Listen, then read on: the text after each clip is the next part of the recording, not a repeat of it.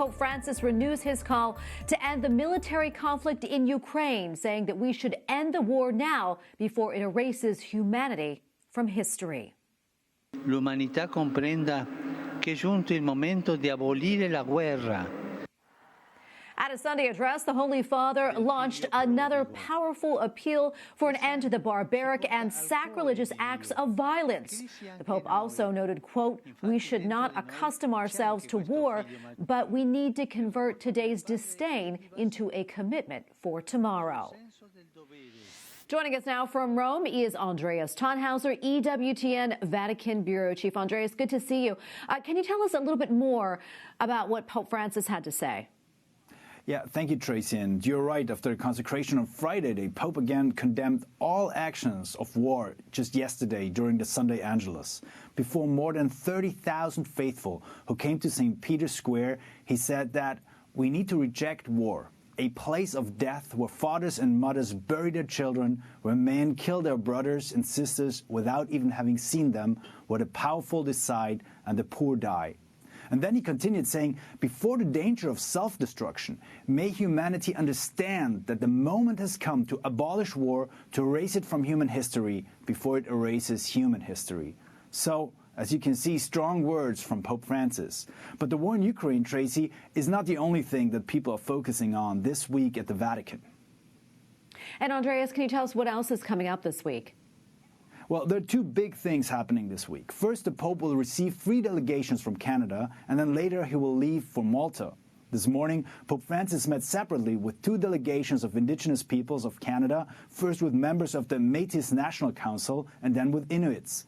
On Thursday, the Pope will see the 3rd delegation belonging to the so-called First Nations.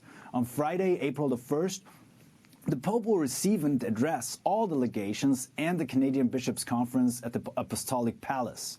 And as you know, this is a reaction on the alleged abuses of Indigenous persons in Canada. Several times, the Pope expressed sorrow for what happened in the late 1800s and early 1900s, as did the Canadian bishops.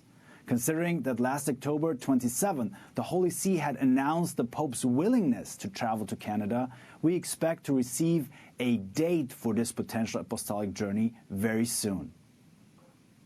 And Andreas, can you tell us about the Holy Father's upcoming trip to Malta? Yeah, at the end of this busy week, Pope Francis will fly to Malta, a small island south of Italy in the Mediterranean Sea. This will be the Pope's first apostolic trip of 2022. Because he had to cancel Florence a month ago for health problems, many observers would not be too surprised if also this trip will be cancelled. However, so far we have seen no indications that this could be the case. The Pope will be in Malta for 2 days, April the 2nd and 3rd, and he will visit 4 different cities on the island. Pope Francis will be the 3rd pontiff to visit this island, 11 years after the apostolic journey of Benedict XVI. And just yesterday in Malta, there were general elections with the 3rd consecutive victory of the center-left Labour Party. This is an interesting aspect because Malta is not only important from a historical and strategic point of view, but also from a geopolitical one. Its proximity to Europe and Africa makes it a hub in the center of the Mediterranean Sea, vital for trade routes and central to the immigration movements. This will be the main focus of the papal trip as well, so migration. In the management of migrants seeking to reach the European Union, there have often been moments of tension between Italy and Malta. And this is the reason why the Pope's journey will be followed with particular attention here in Rome. And as you know, this topic has always been close to Pope Francis's heart. Well, Andreas, thank you so much. Andreas Thonhauser, EWTN Vatican Bureau Chief. Thank you again. Thank you, Tracy.